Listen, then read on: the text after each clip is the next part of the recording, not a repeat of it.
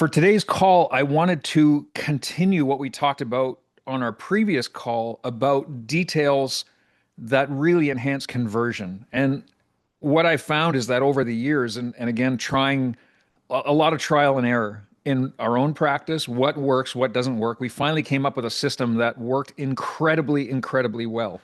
So all the details that I talk about on the last call and moving into this call are things that we actually did through lots of painful trial and error that we finally found this is a system that works in the majority of cases. And we had very, very good conversions. We had very, very good follow through with families coming in for care. And we had an incredibly great retention practice where people really understood the principle, why they were there, and stayed for the long term. Like we really had a practice that was independent of new patients. We could maintain for a very, very long time without dips in our numbers or our collections, even if our new patient flow turned off completely. So that's something that I found was really, really helpful. So all the things we're talking about are exactly what we did to create that. So we made it up to day 3 on our last call. So I want to start with day 3, and I'm going to share my screen here. We're going to go through some of the details that are going to help get this person from the conversion, from where they actually commit to care after they've gone through day 1, day 2, day 3, until the first re-exam. And I want to just clarify, when I say day 3, I'm not talking about the chronological day 3, even though that's the way we did it in our office. We actually had 3 chronological days. But really, day 3 means whatever day you use for conversion. So that could be day 2. If you do your report of findings on day 2, you're getting commitment from that person on day 2. I believe personally, and this is my own personal opinion, that 3 chronological days are a good amount of time to help build trust and get the person to commit to lifetime chiropractic care. You can do it in 2 days, but I think the success of that and the opportunity to get families in are a lot less if it's just 2 chronological days. But 3 chronological days with doing all the systems, the way that we talked about up to that point and moving forward work extremely well. Okay, so let me just share my screen here and we're going to get into this. All right, so day 3, we talked about this is the time where you actually get the person to commit to the care that you're suggesting for them, your recommendation. So whether you do that in a group doctor's report, whether you do a one-on-one report of findings, however you structure that in your office, this is the time to do that. And again, whether it happens on the second visit or the third visit, this is the day 3 part. And I just want to finish up on this day 3 because we really didn't get to the finish of this last time. This is the time to commit. So you've asked them the strategic question. So after you've gone through your report of findings, you've shown them what normal is, you've shown them what abnormal is, you've shown them their exam findings. So whether you're doing X-ray and using X-ray changes, whether you're using scans or posture measurements, some level of objective findings that represents damage in the nervous system.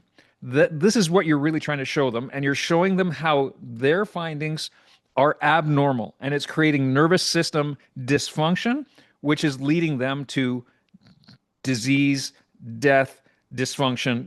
It's leading them to a shorter, lesser quality of life. Okay, so you've shown them that. And it's really important to own that. So you're really showing them where subluxation is the most damaging thing that they could possibly have.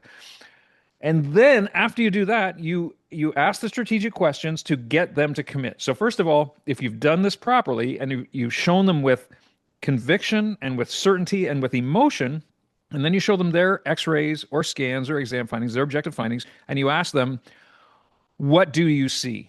Right? That's the first question. What do you see on your findings? And so if it's an X-ray, they may see a cervical X-ray, they may see, well, my neck's too straight. Exactly. If it's a scan, well, my scan's very colorful.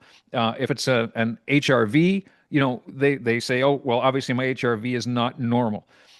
Right. So you want them to admit, you don't want to try to teach them at this point. This is the time you ask questions. So you ask them the question, what do you see?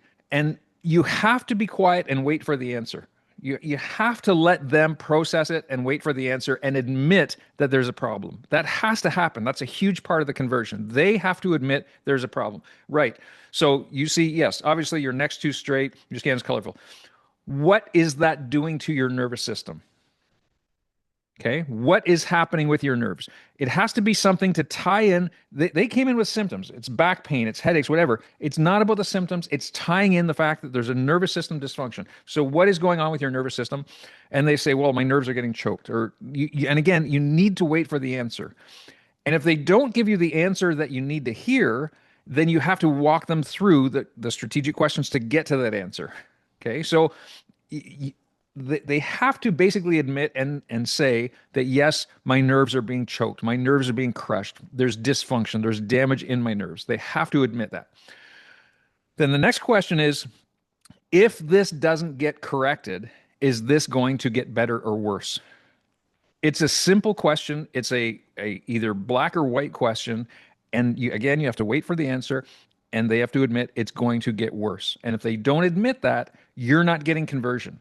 So again, you got to wait for the right answers here, because if you're getting the right answers, there's a really good chance they're going to say, yes, I'm committed to getting this care. But if you're not getting these answers, you're not going to get conversion. So it's really important to wait and ask the questions to get them to admit these answers. So yes, it's going to get worse. And then the last question is do you feel that this is a problem that is a priority enough for you to go ahead and get corrected? And again, wait for the answer. So if they say yes, that's when you present the care plan. That's when you talk them through the next steps. Okay. So after you've got that, you've essentially anchored them to the decision that yes, they need to get this corrected. The next step, and this is where your team needs to be really well trained, is that if they've admitted and committed to say, yes, I need to get this care, whether you have a person like a staff person with you during that closing or whether you're taking them out to the front desk, this is where the person needs to become a closer. This is where they can't take any excuses or anything that is leading them to think that this patient is not going to commit to care. They've already committed in the room with the doctor, and you're getting commitment with a care plan. So essentially, Diana, Mrs. Jones is committed to the care plan. She's committed to the recommendations. So let's go ahead and get her set up. So then Diana would go, okay, if you're having a staff member go through the finances with them, that's the time that this person needs to become the closer. Mrs. Jones, here's our payment plan. They go through the monthly options. They go through the one-time option, all of the details. I purposely trained on that with the team so I didn't have to do it. And our team was really good at it. But here's the thing, and this is what I really want to impress upon you guys. Our team was so good at bending and not breaking, we did not accept pay as you go. So at this point, if somebody had committed, because, and again, I was from the standpoint that I was not willing to care for them if they weren't ready to commit. So they were committing to the care plan that I was recommending for them. I was not there to bargain or try to modify the care plan based on their needs. This is what you need. Like, here's the problem. It's a serious problem. You can see the problem. This is what we need to do to correct it. Done. Like, that's it. So either you're committing or you're not committing. If you're not committing, hey, the door's always open for you. That was the mindset that I went into it with. But I'm going to tell you, the majority of people committed. So, and again, it wasn't meant to sound militant. It was that we were so certain that we were so good at what we delivered. This is what we were delivering, and this is how we could help them get to the next step in their life and their transition and their health and their healing. So people committed to it. So the next step was the team got them to commit to their care plan. So they would either choose the monthly option or they would choose the one-time option. Those were the two options we had. If they decided on neither of those, the team were really good at least saying, okay, if you're going to commit to this, let's make a down payment. And the down payment was either a portion of their first month, it was some sort of a down payment towards their first few visits, but it was not just, I'm just going to pay for tonight's visit and I'll decide the next time. It was getting them to commit. This, and remember, and the whole purpose, and this is how we trained on this, is that the report of findings was an emotional time. This was a time that we helped them to understand that they had a serious problem. They had subluxation. It was worse than what we thought. They came in here for a simple symptom, but the underlying problem is a lot worse than that simple symptom. It's affecting their nerves. It can affect their organs. It can really shorten their life and totally destroy the quality of their life. So their whole existence was just brought before their eyes. That's really the kind of the mindset. So our team was so good at getting them to commit to the correction of this. So they got them to commit to some sort of a down payment, and they had that down extremely well. So that was how they ended day three, was the person, if they said yes to those questions, they were committed to the care, the team were great at getting them to commit financially. There was not a, I'll worry about this next time. Let me take a copy of the plan. I'll go look at it at home. I'll talk to my spouse. There was none of that. It was getting them to commit on the spot, some level of commitment. And that's where the congruency set together, because they were committed to getting this corrected. They needed to make a financial commitment as well. That's where the two come together. Okay. Really, really important. And then the last thing was obviously book the family. That was a huge part of ending that day three. So they left by making a financial commitment, some sort of down payment, or their first month, or their one-time payment, one or the other, and the family was booked. That was a closed patient on day three. And so we were really successful at closing patients on day three. We had a very, very high percentage of that. Okay. So then carry it over to day four. Okay. So again, here's the thinking of day four. This is how we trained on this, is that the person had just made an emotional commitment to their health. Day three was an emotional time. Again, we did it in a group. It was going over all the details of what was normal, what was not normal. This is very different. This is not what your medical doctor was going to tell you. Your life is going to change by getting under chiropractic care. This is a serious problem. We are destroyers of subluxation. That's what we do. We are the masters of correction of subluxation. So now they are in our world. So the first thing we did on day four when they came back into the office was we congratulated them on making that decision. People have buyer's remorse. It's a big decision. They've committed to a few $1,000s over the course of the next few months or 12 months or whatever your care plan entails. This is a life-changing thing. So we are basically congratulating them for making that decision. So it's just the reassurance. So that was the first thing. The team had the calendar prepared for their schedule. Okay, that was all prepared. If that didn't go home with them on day three, they had that prepared on day four. So they'd pick their 3 days a week, whatever days and times that they're coming in. That was all pre-done. So all those appointments were pre-booked. And the rule was it was pre-booked at least to day 12, if not for the entire care plan. Okay, we can always change it and modify it, but we wanted it booked. We wanted them on the schedule. So that was a knot that was never left untied. Okay, we wanted to make sure that was done. So then they would come in for day four. The first thing they would do is the team would start going over the office routine. So they showed them how to check in. They showed them this is what happens when you come in. We had a separate check-in station. So the team said basically your appointments are booked, your payments are done. Here's your key fob. You don't even have to stop and say anything to us if we're busy or on the phone or whatever. We're busy with another patient. That's perfectly okay. We'll try to say hi and acknowledge you or say good morning or whatever the case is when you come in, but don't feel you have to. You can come in, check in. We want to make this as efficient as possible for you. So they would check in, and then they would go through their office routine. These are the hot seats. When you come in, you'll start doing your wall tractioning. You'll do your wobbling and whatever other therapies that they would do. So they would give them the tour of that routine. They showed them, we had a number system. They showed them that once you come in, you will take a number at the front desk. And if you have to go to the bathroom, don't take your number until after you go to the bathroom. Okay, then come back and take your number. So in other words, we didn't want you to be in the bathroom when your number was up, and then the next person sitting there waiting, like going, what's going on? And the doctor's wondering, where's the next patient? The table's empty. So they explained all that. So they explained the system of how we kept it as efficient as possible and how people stayed in order of when they came in. So some of you may want to do some sort of a home exercise class, and that's okay. We can fit that in too, and we'll talk about that. Part of the day four was also info about workshops, any type of makeovers, our dinners, and even offer them the opportunity to sign up on that day. And again, that was not a one-time invitation. We promoted that very, very regularly, but that was the introduction to the fact that there's always something going on in our office. Okay, so they knew that this was a culture that they were coming into. We talked about the office-specific details. So a lot of times the team member would sit down with them. Usually it was right on the wobble seats, teaching them how to wobble. as they were doing this, and they would have their office policy with them. And they would talk about the office policy, any type of payment plan policies, like what happens if you have to miss a payment, what happens if a payment doesn't go through properly, whether it's an electronic fund transfer or a credit card payment, if it declines, all of the policies there. So they would talk to the patient about that.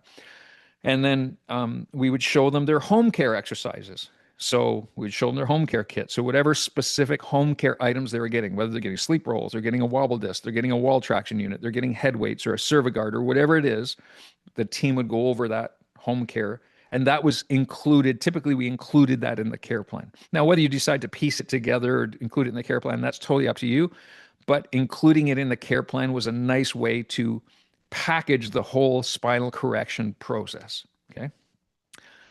And then the last thing before we allow them to go and get adjusted, the strategic question on day 4 was, and typically day 4, and again, here's the rule of thumb: day 4, we want it to happen within 48 hours of their doctor's report. Okay, so they came for the doctor's report on Tuesday night. They would get booked either Wednesday or Thursday at the very latest. Okay, we didn't want it to last a long time. We wanted to keep it tight. So one of the strategic questions was, hey, Mary, you're at the doctor's report on Tuesday night. Let me ask you a question.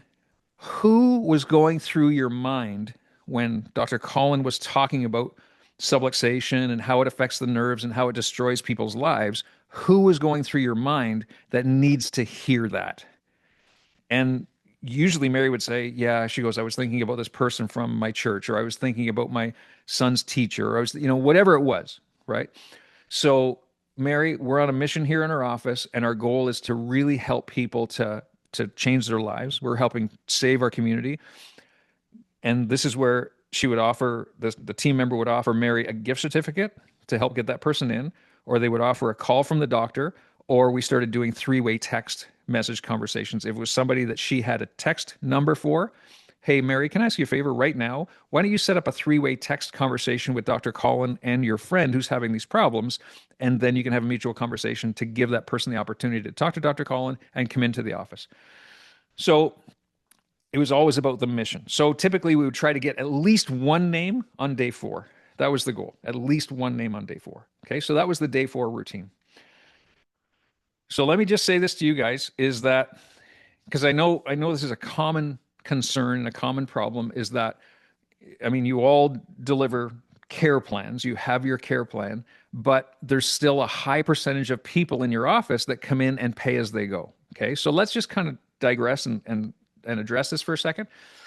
First of all, somebody who decides to pay as they go is not committed to corrective care. They're just not. Okay, so let's read between the lines here. Somebody who decides to pay as they go is committed to symptomatic relief. That's all they want, because no matter what you've told them, no matter what exams you've done, no matter what you've shown them, in their mind, they still think they're going to pay for each visit until they feel better. Okay, that's what happens.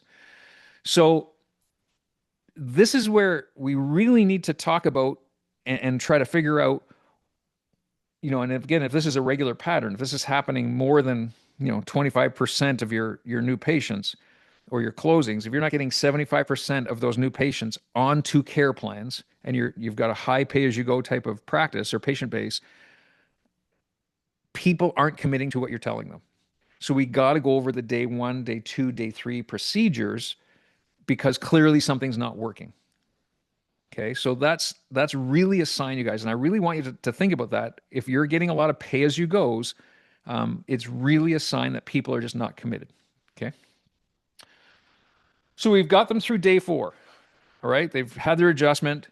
They've got their calendar. They are now set up as a patient. They are completely set up.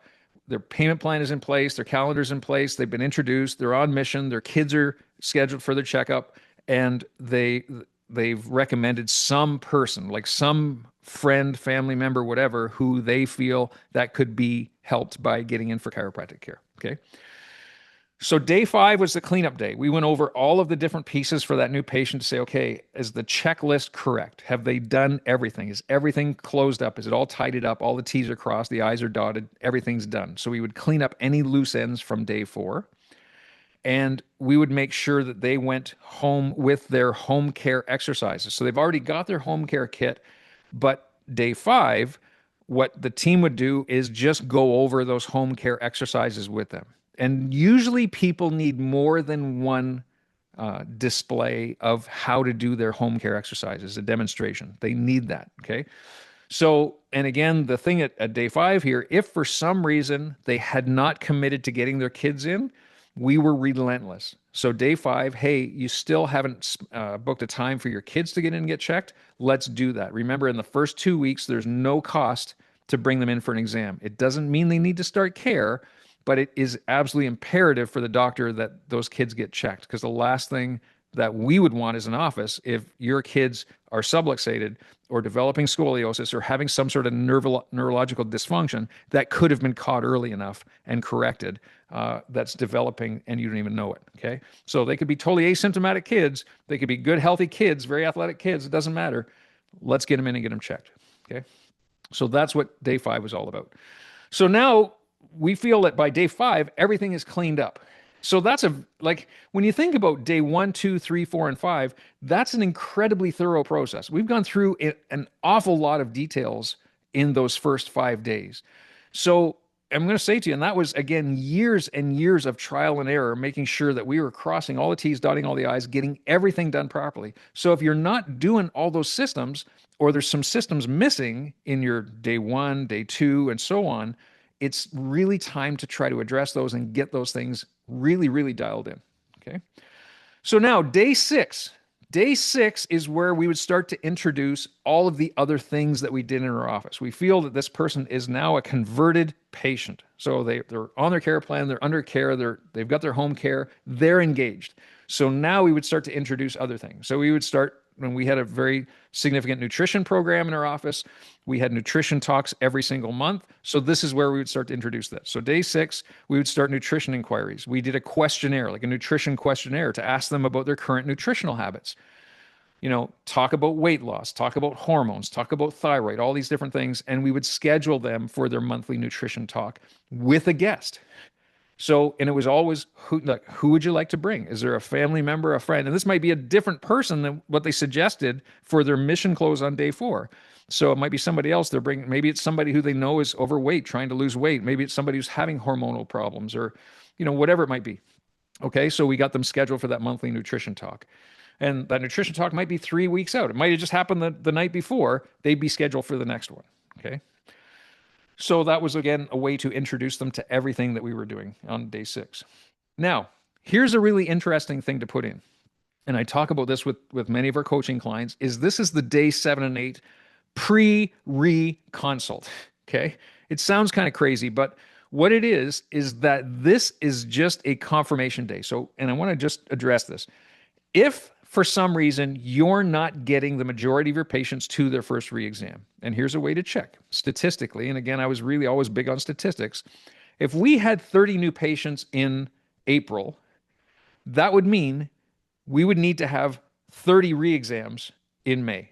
Okay, so let's just say 30 converted new patients. If we had 30 conversions in April, then I would expect that there would be 30 first re-exams in May. So those, because they're typically all on 3 times a week. So after 12 visits or 30 days, they're going to have their first re-exam on day 12. Okay. If we weren't getting 100%, then what we would do is we would start this pre-re-exam consult. So if your re-exam percentages are way down compared to those converted new patients or the new patients that started the month before, this is a great thing to put in. This is the pre-re consult. Okay. So on day 7 or 8, very simple. All you do is you have their exam findings ready. And again, you prepare for this in huddle. Okay. So you talk to your team and say, okay, our percentage for people getting to the re-exam is way down. So we're going to implement this day 7 pre-re consult. And so that means their x-rays go up on the screen before they come in, or their scan goes up on the screen before they come in. And when they come in, just say, hey, Mary, Dr. Collin would like to spend a few minutes today just because he wants to go over some of the details of your examination findings. Will that be okay? Great. You're getting permission. Nobody's going to say no. Great. Getting a few extra minutes for the doctor. Perfect. They would be brought into the room. And the only thing this is to reaffirm the concerns that you have for what's going on in the nervous system. So simply you walk into the room. Hey, Mary, great to see you. I just wanted to spend a couple of minutes here just to go over our findings from the initial visit that you had. So these are the day one findings. It could be the day one x-ray. And the only question I ask is, do you remember why I was so concerned with what we found on your initial examination? And then you be quiet. And you expect her to say, yes, I had subluxation. Yes, it's affecting my nerves. Yes, it was a 9 out of 10. Yes, it's degenerating. Yes, I've got severe arthritis and it's affecting my spinal cord.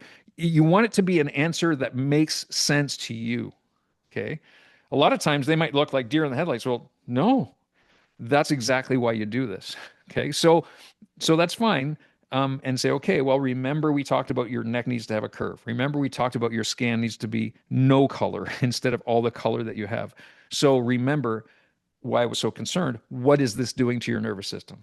Oh, yeah, it's choking my nerves. Okay. And do you remember what I said is that if this doesn't get corrected fully, is this going to get better or worse? Oh, yeah, it's going to get worse. So a lot of you are not getting people their first re-exam because they forget. They start by 2 or 3 weeks into their care, they start feeling better. Well, sure enough, they start feeling better and you become a lot less a priority. So this is why this pre-reconsult can be really helpful because you're re-anchoring them to the underlying problem and how severe that underlying problem was, and making it absolutely vital and important for them to follow through with the corrective care, not just the symptomatic care. Okay. That's why this is a really helpful thing to put in. So that's where that day 7 or day 8 pre-reconsult. So it's happening in the maybe the end of the second week, beginning of the third week. If your conversions are down, if you're getting a majority of people to that day 12, the re-exam, fantastic, good, keep doing it. You don't necessarily need to do this. Okay, and then of course, then the day 12, right? So they've had their 12 adjustments. It's the end of the first month, or the 12th visit, whichever comes first, right? So if they've missed a few visits, they may have only had maybe 8 adjustments or 9 adjustments. You still do that re-exam at 30 days. Don't leave it beyond that 30 days, okay? So this is where you do the objective findings that you did on day 12 or on day 1 to compare. Okay. It's not about checking their symptoms. It's not about checking how they're feeling. We always had a questionnaire, and the questionnaire had, again, some strategic questions to ask them about, how they're feeling based on how they presented to our office. But then again, it was always getting into root cause.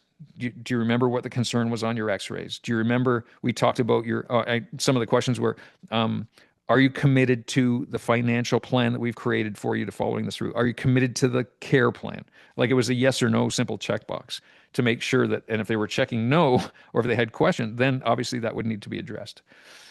So the questionnaire, they would have their exam findings, and then we would talk about, obviously, their punctuality. So we would, again, prepare for this in huddle. This person is here for their re-exam. Are they making all their visits, or do we need to have the talk with them about making their visits? Are they going to be are they doing their home care? When they come in, do they do all of their pre-adjustment exercises? And are they doing their home care? We want to make sure that they're fully engaged at this point. So the re-exam time was less about me finding out objectively how they're doing. It was more about recommitting them to the process, right? That was, again, the mindset. So whether their scan was worse, or whether their x-rays were worse, or whether their scan was better or x-rays are better, that was less important to me than just reconnecting with them and making sure they were on the same page of following through with their care. That's really where my heart was. Okay. So I wanted to make sure that they were following through. Remember that subluxation correction can take 12 to 18 months. It can be very, very lengthy. So you're not going to change the world in 12 visits. So the goal was here is just to make sure that they were committed to the long term of care, right? I didn't want them thinking that because they were feeling better or because they were feeling worse, that chiropractic wasn't working or was done, right? I wanted them to make sure that they understood this was a process over time. So again, we had the 5-step re-exam process, which we'll go through on a different call, but it was the questionnaire. It was going over their objective findings of their examination. So again, x-rays, scans, posture, whatever those objective findings were, not orthopedic testing. It was about measurable, objective measurements. Okay. And then they would get adjusted. We would show them their exam findings, like their x-rays or their scans, the re-x-rays or rescans, and talk about this is either getting better, this is getting worse. It doesn't like, and again, it doesn't matter, but addressing that and then asking them the questions. Are you doing your home care? Are you doing everything properly? Are you staying on top of your visits? Do you have any concerns? And then the last part of it, part five, was just the reconnection with the doctor. It was just basically sharing with them, I am so grateful to have you as a patient. I love and appreciate you. I wish I had a whole practice full of patients like you. So it was really connecting with them on an emotional level. But I would also address if they didn't have their kids in yet for their examination. I would address that. If they hadn't signed up for a nutrition consultation, I would address that. And if they hadn't referred somebody, I would address that as well. Okay. So that's where it all tied together. And that's really what we did to really create a lifetime wellness practice. And again, it was extremely systematic. So we went over all of these details between day one all the way to day 12, every single detail that we've just talked about over the last two calls. We went over them very regularly with our trainings. So every team member in our office knew exactly what should happen on each of those days.